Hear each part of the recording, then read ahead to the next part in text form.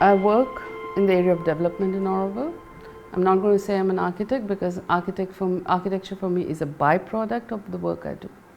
So working in the field of development, my main concern is about settlement planning.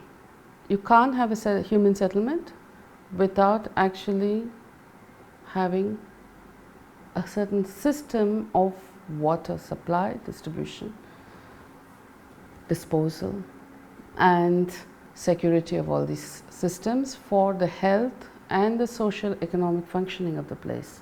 So in a way, it is the entire circulatory system, like in a human body, that allows the settlement to function. Now, settlement could be a housing cluster, it could be a whole block, a zone, and a city. Right now, I am one of the members in TDC. As you all know, water is a very important part of planning, and which means we talk about underground water, surface water, bore wells, sewage lines, sewer lines, water lines. So it kind of comprises the entire spectrum of whatever we could talk about in water. So yeah, so that is actually where I am in water. See, fundamentally in planning there are two important resources. One is the land, the other one is the water.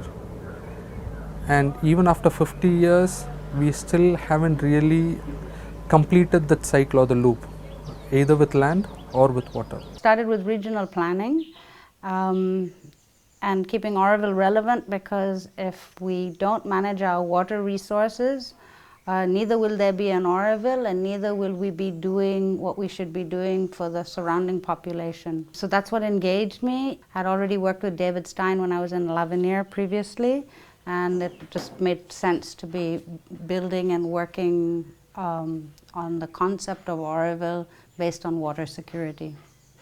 And water is dropping, and it is going to be a problem, so it's really something that one can all rally around, and it's larger than just an Auroville-centric thing. It makes Auroville relevant also in, we've been relevant with all the green work that we've been doing, and this is just an extra step that piggybacks on the work that was already done of the last 50 years. I am part of something called PVAC, which is Pondicherry, Viluppuram, Auroville, Kadalo Bioregion Initiative. So the whole idea of PVAC was to have a bioregional cooperative platform for the entire bioregion, so that they could be planning at a bioregional level, because Auroville is not in a bubble. Auroville exists in this context of not just the villages around, but a much larger, especially when it comes to water, there's a much larger bioregional context. There's a whole history of trying to make a bioregional planning between bringing the governments of Pondicherry and Tamil Nadu on board together with Auroville. Pondicherry, as you know, is in pockets. There are, I think, 16 or 17 pockets of Pondicherry in between Tamil Nadu. So for them, obviously, regional planning makes sense. And when it comes to water, it's so important because you have the entire, from Kaliveli tank. So there's the whole Kaliveli down to Usteri Lake and then down to Bahur. So there are those three major water bodies and the watersheds there. So the watersheds are sort of cross administrative, right? So when it comes to water planning, it completely makes sense to have cooperative planning. So cross district, a cross-administrative state, sort of Pondicherry, Tamil Nadu, and get citizens and government officials all together on one platform. So that's something that hasn't been attempted before. I don't think anywhere in India something like this exists. But I think here we are in Auroville and, Mother Sri Aurobindo, Pondicherry, this whole thing, we are uniquely placed to kind of experiment something like that.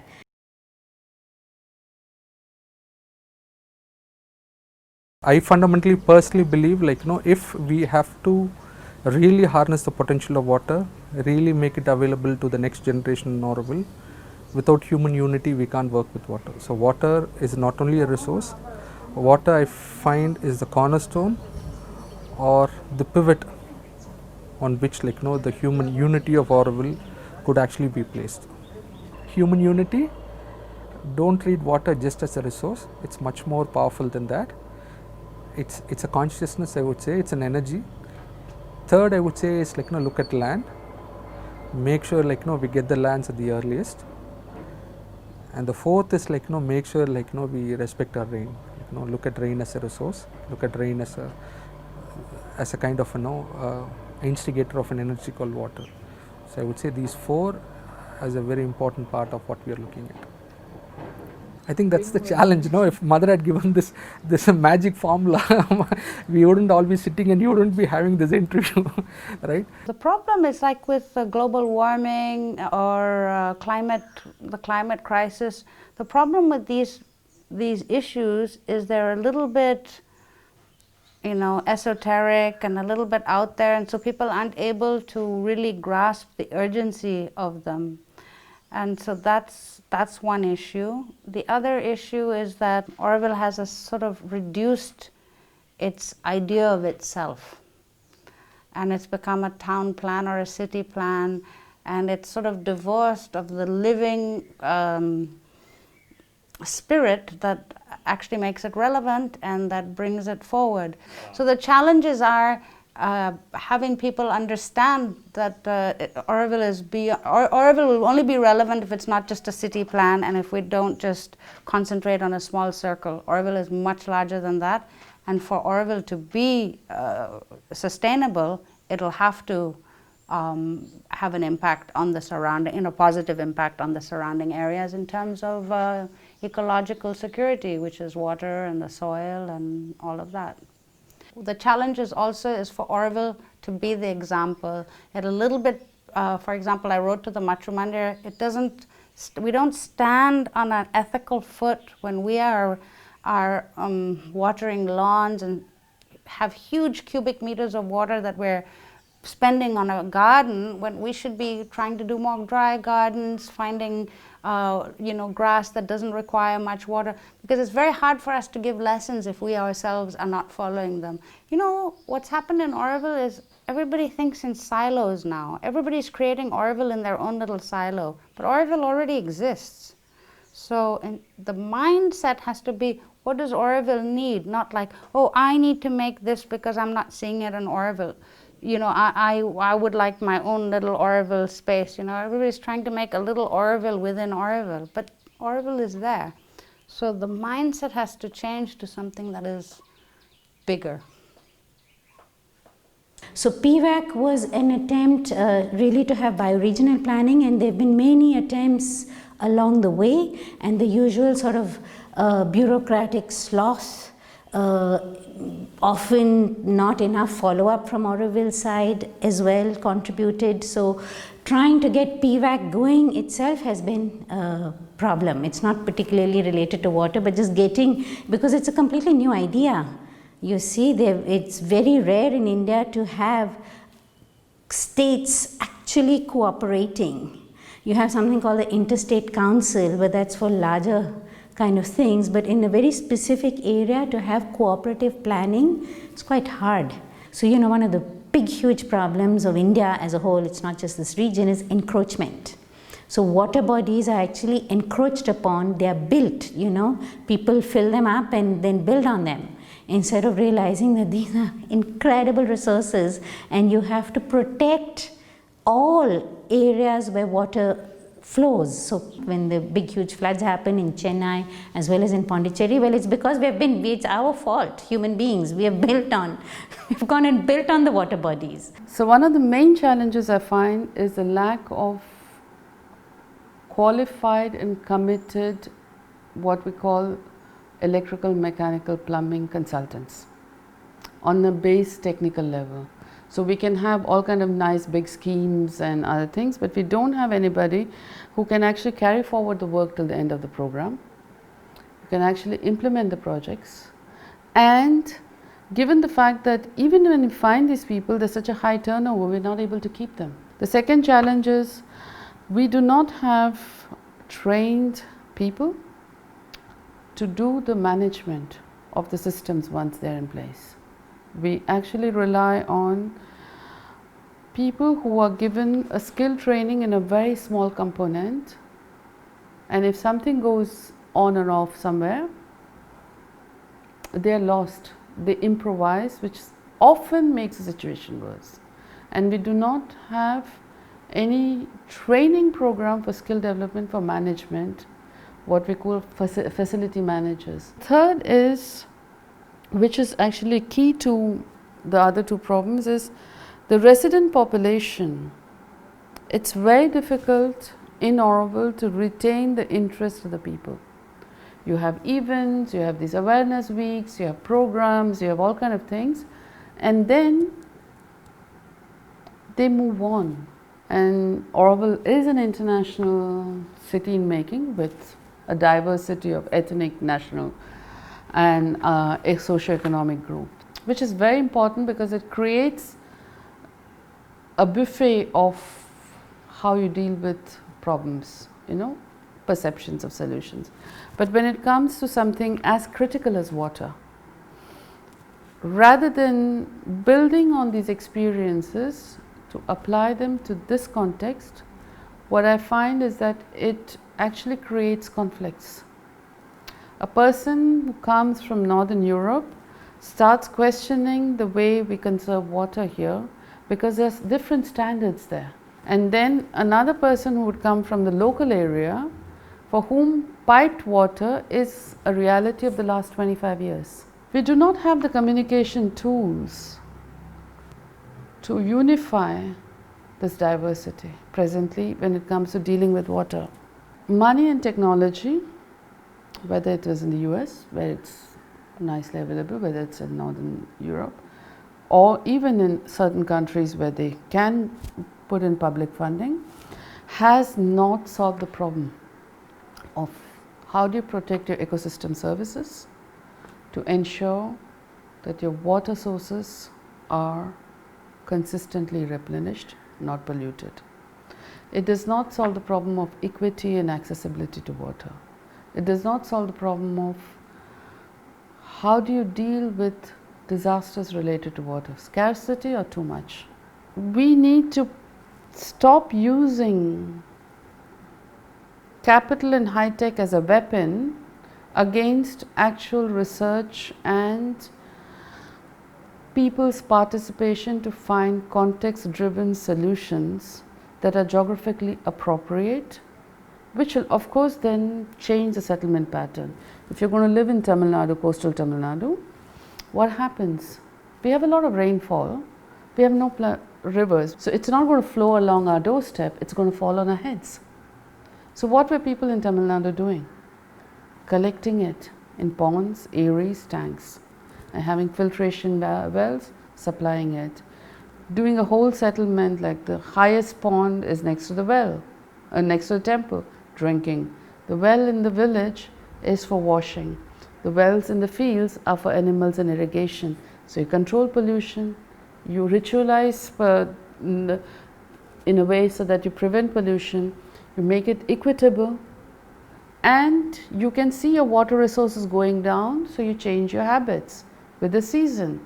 And if you start actually doing context-based planning and solutions built up to it, you will actually create something which is amazing.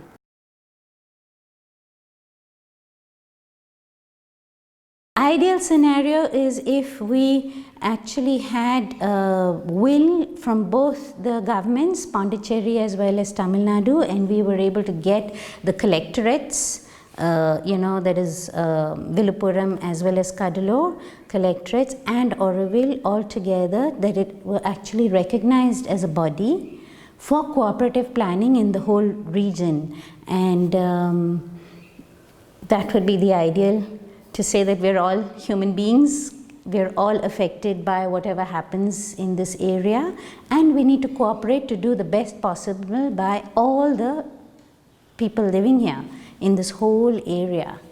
My dream would be to adapt the master plan into a plan that fits the water security, and that is not a circle.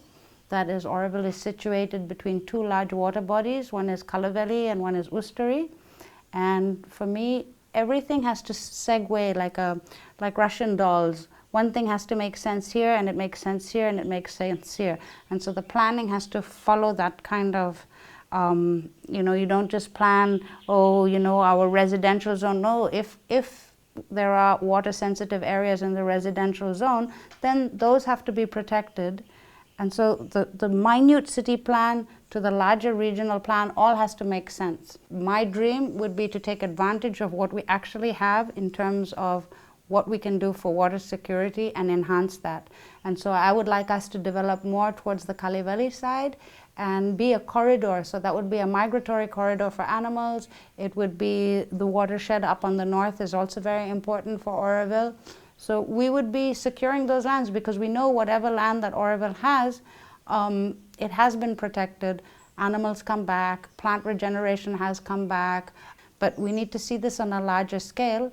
And we need to also impart that information to the surrounding villages around us, because I think very soon, in the next 10, 15 years, we'll be facing a severe water crisis.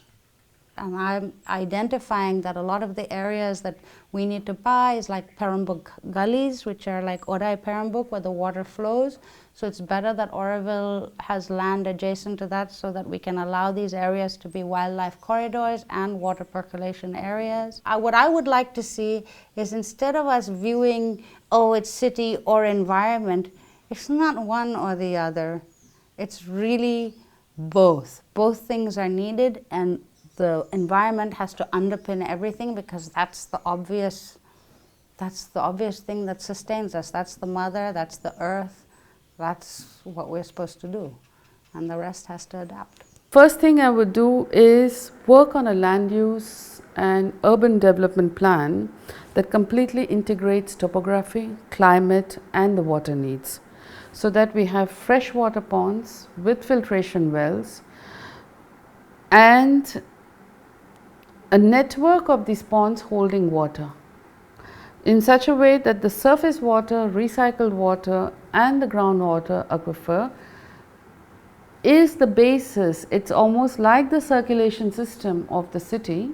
Areas where you need more water are put into areas where you collect more water, so that you don't collect them here and pipe them all the way, because most of the people are there but you're collecting the water here. And so they don't know if they're polluting the water or if the water is going down. Area around water you want to protect because you don't want to pollute. So that's where your natural filtration with woodlands, parks and gardens happen. So water body is fringed with green, which makes it that it is public and everybody has access. Another off-print is that with this, the biodiversity goes up in the city automatically. So you see, it is a question of just one simple thing, and the cascade effect of it is incredible. It doesn't happen overnight, but if you have a structure and a strategic plan, you can slowly and cumulatively add to it. So the pressing needs of my work demands me to look at water more as a commodity, which means, like, to make water be available for the generations to come. In the end, water becomes a very sustainable resource for Auroville, not that a finite resource which we can actually depend on and we keep depleting on. But that is on a very basic level. But if you actually ask me as an Aurovillian, what would be my dream for water? Water, I would say, is the very essence, the life for all of us over here. And somehow, I feel that actually has never been part of our conversations in Auroville. I mean, that is my dream. If we talk about water as a part of our conversations, as a part of life in Auroville, I think then I consider my dream to be fulfilled.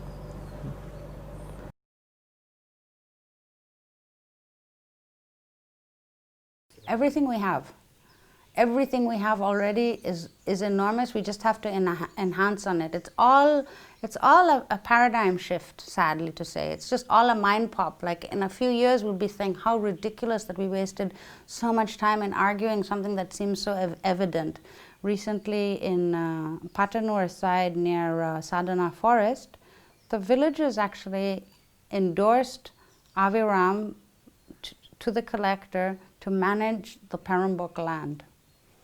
And that's fantastic, because that means they recognize that this is going to be protected, this is not going to be flattened and used, and there's so much speculation going on in this area that, you know, so the villagers there are are able to see that, and it would be nice if that same kind of effort would happen here. What I think is the most important is that Aurovilians start sharing a little bit of the same underlying principles. So when I wrote a project, I was very excited because in the way I envisioned the project was that all the people, that we had these little water groups in all the villages, and the youth would be empowered to take measures of the water levels and everything, and all of this would go on a website that everybody can see, so that we start looking at ourselves in the watershed area, not just as a neighbor and this. So we start taking responsibility, because we know if the neighbor has his pump running all the time and the water is going nowhere, you know, they could signal this place, and you know, they could signal it, and everybody starts having a shared responsibility for our water. Okay, the opportunities are what we created back then. I think that was 2018, wasn't it? The whole story with the highway.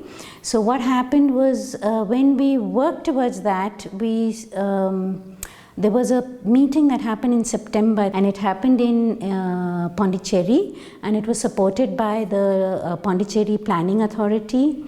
The Chief Secretary of Pondi was there, the Lieutenant Governor of Pondi came in, I think the Chief Minister also, you know, came in for some time, and from this side we had a Member of Parliament, wonderful person whom we had met for the highway. He came with the MLA, and we had Mr. Krishnan, who was at that time the planning secretary of Tamil Nadu, who I had gone to invite him for that meeting, and he had been sent by the chief secretary of Tamil Nadu. So it was a fantastic thing. We managed to get a huge step forward in getting both the governments to cooperate. So that was, I think, a wonderful opportunity, and but it's taken time after that to try and take the next steps. And especially water gives all these opportunities of cooperation. You know, that if we look at the larger thing of water, it is you have to cooperate. And it's a great tool. So we could maybe use the tool of water to get this whole thing of PVAC going. That was a wish. And yes, it's an opportunity, but it requires kind of consistent work and follow-up. Puducherry Water Rich, they said they're going to clean, and it was a fantastic thing, because you know what? It brought NGOs, citizens, government officials, everybody on the same platform. So in fact, there was a WhatsApp group which I was part of, which was wonderful. So you could actually interact with officials, and that was, you know, the Lieutenant Governor, she has that spirit and, you know, really wants to act and do things. So they cleaned up, and she really motivated everybody. So it became like a people's act, which is actually, in India, it's usually what is a people's initiative, became a government program. That's incredible. You know, and I really wish we had something like that in our Auroville area, which actually we don't, but Puducherry Water Rich at least gives us an example of what it could be. They had companies which actually gave the money, and they didn't give money to the government. They gave money directly to the JCBs that were desilting. So they, you know, they cleaned, I don't know how many kilometers of water channels got cleaned, because everything was clogged. So no wonder there were floods, because your water channels are clogged. And it's an example, so it's something that we could kind of try to emulate in our area. But it requires us to go out of our comfort zones, and we have to go beyond Auroville. I would really like that a lot of this knowledge is made in Tamil, and that we have also that we could have some young people who are trained by Julio and you know, learn about the whole background. And we have things in the schools, we have things with the women's groups, there's a, that we, and we do it in a cooperative way. I would approach it in terms of programs. To create program for people saying, okay, do we all want in the next 5 years to take up a program that says, at least in this part of Auroville, we will integrate surface water management to use as potable water and integrate recycled water as part of flushing and irrigation. Then when we are doing the projects, we take up the planning part, but don't start with the map and the road and the this and that, and then people say, okay, kind of boring, and then they go home and nothing happens, you see. So start with programs which then actually ignites interest and people take ownership, then translate it into policy and project. The amazing thing is, water is one area where you would be able to get interest of people with capital, because one of the real problems that they have is access to water resources and a problem of disposal of waste, you see. So when they're giving out CSR money, if you actually tie in to their own thing, saying we are doing the prototype, whatever research and data and the system of data analysis, you fund it, we give it to you. The one thing which actually fascinated me when I came to TDC is like, what is water? Because I had never seen the way I saw water before I came to Auroville. Because water over here is seen differently by people from different nationalities. Probably somebody from Alaska sees water differently compared to somebody from, I don't know, the deserts of Rajasthan sees it differently. But we all talk about water as if like, it's H2O for everybody. So it's actually not H2O for everybody. There's a strong cultural underlayer to it. There's a strong emotional aspect to it. And if you actually have to really make water tangible, the real challenges for me is about understanding the human unity part of it. So it has a very strong social part to it. My guess is water could be the tool for us to achieve human unity, and that is also the challenge, human unity. See, land and water, which are like the two sides of the same coin, if we don't have land, which means like we don't actually allow the water to take its natural course, right? And if we don't have water, then there's no point in having all the land.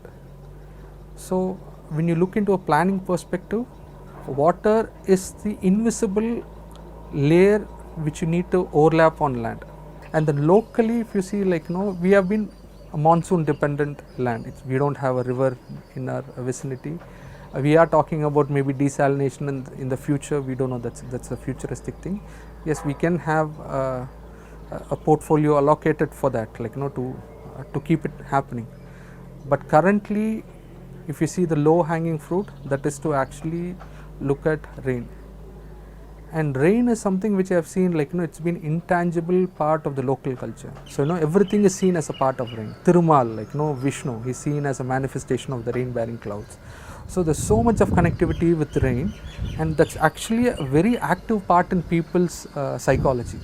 So the people are constantly reminded that that they are grateful to rain, that they are grateful to what rain gives. It's because of what rain gives, the water, which actually is the life-giving thing. It actually opens up and makes them fertile, makes the land fertile, makes the people's life fertile. The second most important chapter in Tirukkural is all about rain, which is mostly, he also ends up talking about water. So that is the kind of conversation people have been happening. And planning cannot talk only about pipelines or technologies without achieving something on that level. It will be only, you can only enforce it then. It could always be an alien technology. It will never be part of people. If it's not part of people, then it will have a shell life and it is bound to die. So in the planning perspective, if you see, water, until it rises to the consciousness of the people, then you could really make something tangible. But otherwise, like we can only create programs which is of a short term value, and basically we are only buying time on the hope, like that we could create a much better society. And in planning, if you see right now, we are only working, I would say, like probably more on that scale. Yes, I think there's fantastically lot of opportunities, and I should say, like we have also done quite good in that. because as nowhere else I have seen where people from so many countries coming together, working together in spite of the differences, trying to move in a certain directions. I realized when I go in nearby villages and all, even the quality of construction is much better. That's a fallout of what Auroville has done. So if that is somebody they see, they want to do something, they want to use a CACB block. I mean, they don't need to do it. They could say, look, my culture is different, Auroville culture is different. But there is something which resonates to them beyond economy, beyond money, and they have been receptive to it. And if that has reached them, so why not water?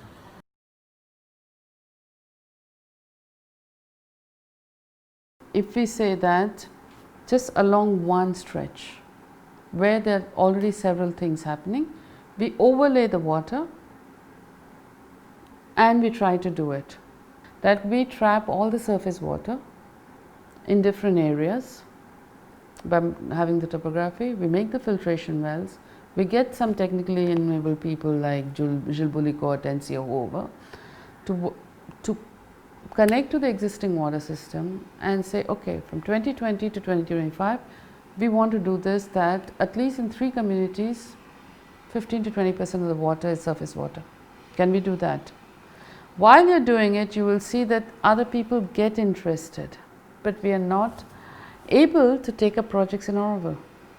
It's now 4 years I struggle to just get the space which we have left between invocation to do the surface water treatment there. Between the planning and the experts and the neighbors agree, the settlement agrees, but I can't get through the bureaucracy. We actually need a kind of a paid position where somebody who would understand the issues would anchor that office so that it could function and keep track of the issues, rather than the ad hoc way it's happening now.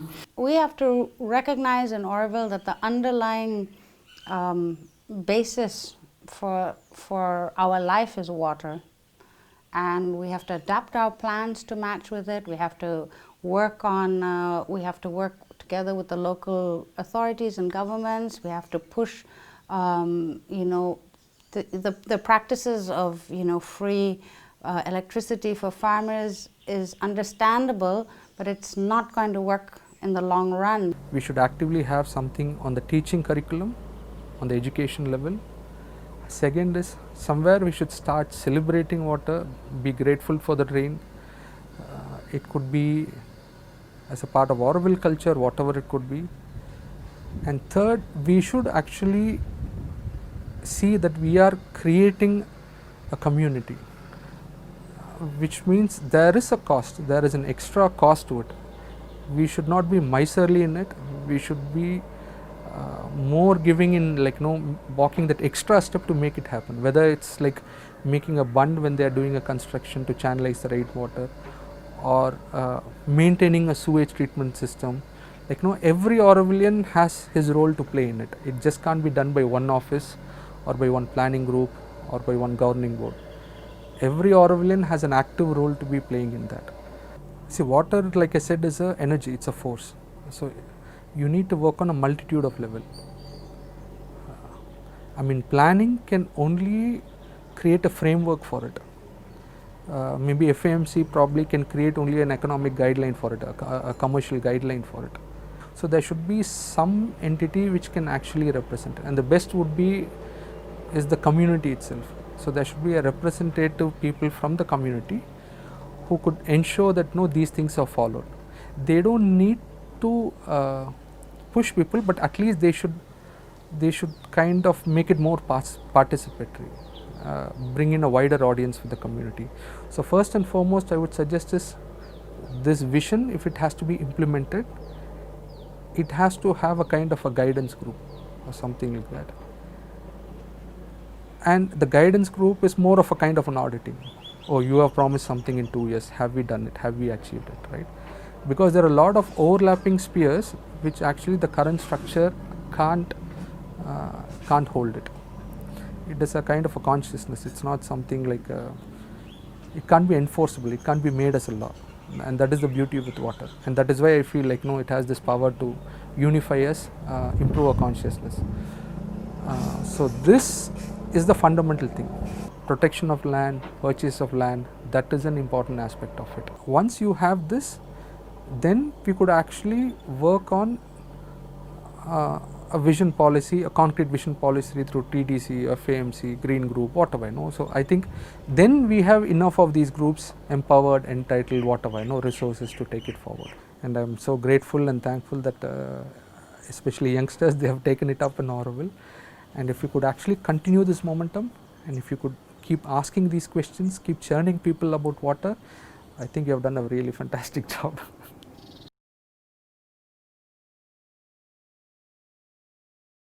Focus on common concerns rather than the output, because we're constantly focusing on, do we get a water system that functions? Will we get a sewage treatment plant like this? Do we do this? Rather than focusing on the last final output, focus on the concern. Everybody is concerned about water security. Use the concern to come up with a model of development, not on what is going to be developed, but how we will develop. Because people can easily agree on the ethics of development rather than the nitty-gritty of development. The model of development is important. So, and if you say that our model of development for Auroville is based on sustainability, on equity and harmony. We sometimes, I think, we are actually getting more concerned about the technology part of water. Actually, if you look into it, we as a community currently are still very small. But the other people who are sharing our bioregion are much greater in population, and they have a much bigger say because of the sheer size of the population. So whatever we try to plug in one or two small holes over there, they are creating a bigger holes, doesn't really help us. So we can have a feel good factor, but that's ultimately it's not going to really turn out into something tangible for us. So we actually have to actively collaborate and work with the people in the bioregion. Unless we change that whole thing, it is not going to happen. I do appreciate that we need to work on technology and everything, but that along with working with the people in the bioregion, the areas, the lakes, the pollution part of it, contamination of water, these things are really important, and our livelihood depends on the people with whom we share our bioregion.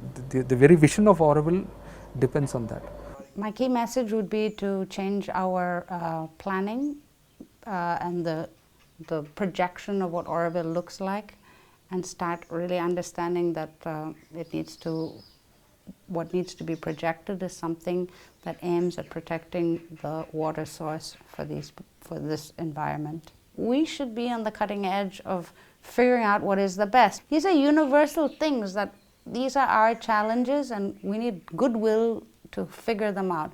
Okay, so the key messages are that Auroville exists in the wider context of not just the villages around, but also a larger context of the districts of Pondicherry, and our physical context is like Kaliveli, Usteri, Bahur. This whole area is our wider bioregion. So Auroville is part of that bioregion. So our solutions, our planning has to be at that level.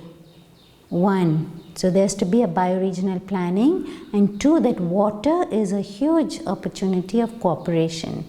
That if we got out there, we have a whole lot of knowledge in Auroville, wonderful knowledge in Auroville, which can be shared and must be shared. And we must find cooperative platforms like PVAC to make it happen. And I think it's really a huge opportunity.